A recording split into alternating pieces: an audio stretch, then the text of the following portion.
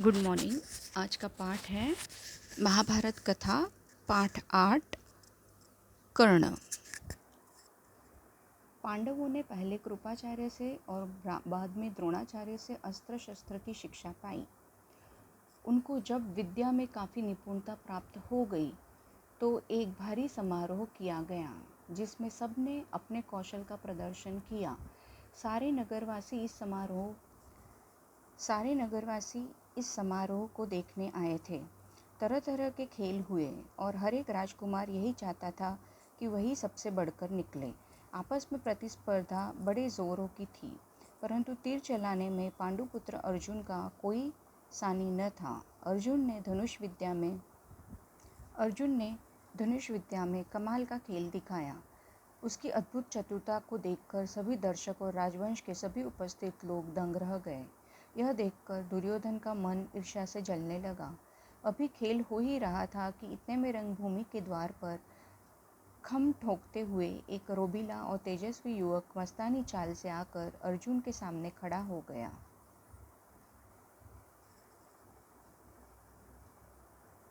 यह युवक और कोई नहीं, अधिरथ द्वारा पोषित कुंती पुत्र कर्ण ही था, लेकिन उसके कुंती पुत्र होने की बात किसी को मालूम न थी। रंगभूमि में आते ही उसने अर्जुन को ललकारा। अर्जुन, जो भी करतब तुमने यहाँ दिखाए हैं उनसे बढ़कर कौशल मैं दिखा सकता हूँ। क्या तुम इसके लिए तैयार हो? इस चुनौती को सुनकर दर्शक मंडली में बड़ी खलबली मच गई, पर ईर्ष्या की आग से जलने वाले दुर्योधन को बड़ी राहत मिली। वह बड़ा प्रसन्न हुआ। उसने तपाक से कर्ण का स्वागत किया और उसे छाती से लगाकर बोला, कहो कर्ण, कैसे आए? बताओ, हम तुम्हारे लिए क्या कर सकते हैं? कर्ण बोला, राजन, मैं अर्जुन से द्वंद्व युद्ध करना चाहता हूँ और आपसे मित्रता करना चाहता हूँ। कर्ण की चुनौती को सुनकर अर्जुन को बड़ा तैश आया। वह बोला, कर्ण, सभा में जो बिना बुलाए आते हैं और जो बिना किसी के पूछे बोलने लगते हैं वह निंदा के योग्य होते हैं। यह सुनकर कर्ण ने कहा, अर्जुन, यह उत्सव केवल तुम्हारे लिए ही नहीं मनाया जा रहा है। सभी प्रजाजन इसमें भाग लेने का अधिकार रखते हैं। व्यर्थ डींगे मारने से फायदा क्या? चलो तीरों से बात कर लें। जब कर्ण ने अर्जुन को ये चुनौती दी तो दर्शकों ने तालियां बजाई। उनके दो दल बन गए। एक दल अर्जुन को बढ़ावा देने लगा और दूसरा कर्ण को। इसी प्रकार वहां इकट्ठी स्त्रियों के भी दो दल बन गए। कुंती ने कर्ण को देखते ही पहचान लिया और भय तथा लज्जा के मारे मूर्छित सी हो गई। उसकी यह हालत देखकर विदुर ने दासियों को बुलाकर उसे चेत करवाया।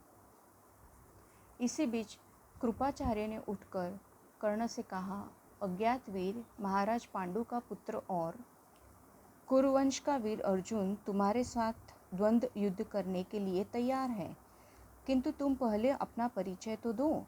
तुम कौन हो? किसके पुत्र हो? किस राजकुल को तुम विभूषित करते हो? द्वंद्व युद्ध बराबर वालों में ही होता है। कुल का परिचय पाए बगैर राजकुमार कभी द्वंद्व करने को तैयार नहीं होते। कृपाचार्य की यह बात सुनकर कर्ण का सिर झुक गया। कर्ण को इस तरह देखकर दुर्योधन उठ खड़ा हुआ और बोला, अगर बराबरी की बात है तो मैं आज ही कर्ण को अंग देश का राजा बनाता हूँ। यह कहकर दुर्योधन ने तुरंत पितामह भीष्म एवं पिता धृतराष्ट्र से अनुमति लेकर वहीं रंगभूमि में ही राज्याभिषेक की सामग्री मंगवाई और कर्ण का राज्याभिषेक करके उसे अंग देश का राजा घोषित कर दिया। इतने में बूढ़ा सारथी अधिरथ, जिसने कर्ण को पाला था, लाठी ठोकता हुआ और भय के मारे कांपता हुआ सभा में प्रविष्ट हुआ। कर्ण, जो अभी अभी अंगदेश का नरेश बना दिया गया था, उसको देखते ही धनुष नीचे रखकर उठ खड़ा हुआ और पिता मानकर बड़े आदर के साथ उसके आगे सिर नवाया। बूढ़े ने भी बेटा कहकर उसे गले लगा लिया। यह देखकर भीम खूब कहा मारकर हंस पड़ा और बोला, सारथी के बेटे, धनुष छोड़कर हाथ में चाबुक लो, चाबुक, वही तुम्हें शोभा देगा। तुम भला कब से अर्जुन के साथ द्वंद्व युद्ध करने के योग्य हो गए? यह सब देखकर सभा में खलबली मच गई। इस समय सूरज भी डूब रहा था।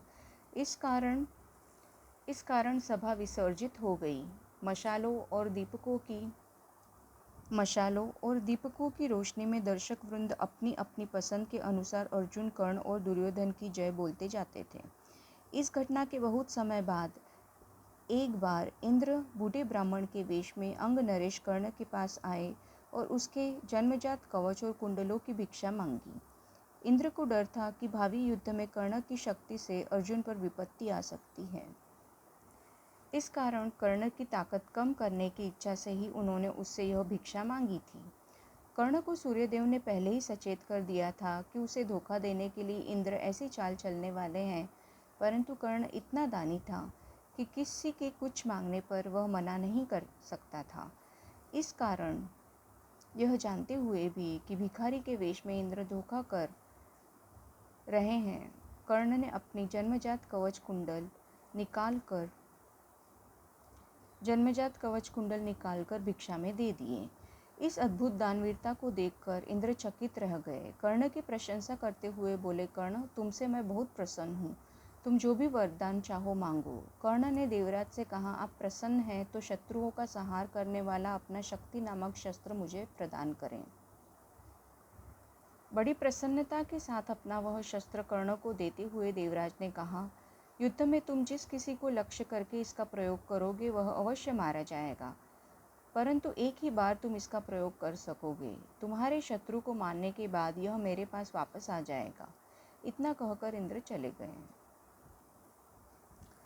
एक बार कर्ण को परशुराम जी से ब्रह्मास्त्र सीखने की इच्छा हुई, इसलिए वह ब्राह्मण के वेश में परशुराम जी के पास गया और प्रार्थना की कि उसे शिष्य स्वीकार करने की कृपा करें।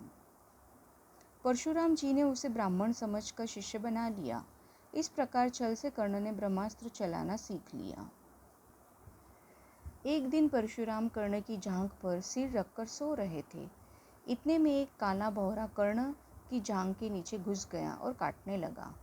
कीड़े के काटने से कर्ण को बहुत पीड़ा हुई और जांघ से लहू की धारा बहने लगी, पर कर्ण ने इस भय से कि कहीं गुरुदेव की नींद न खुल जाए, जांघ को जरा भी हिलाया डुलाया नहीं। जब खून से परशुराम की देह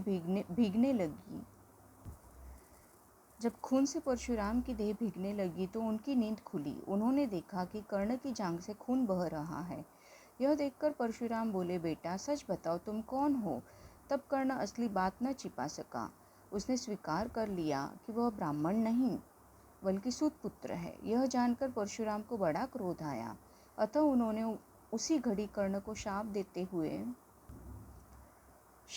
हुए कहा, चूंकि तुमने अपने गुरु को ही धोखा दिया है, इसलिए जो विद्या तुमने मुझसे सीखी है वह अंत समय में तुम्हारे किसी काम न आएगी।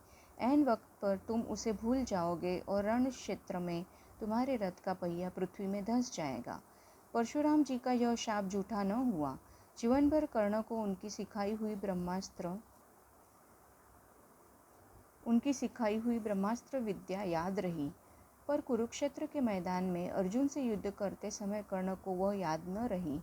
दुर्योधन के घनिष्ठ मित्र कर्ण ने अंत समय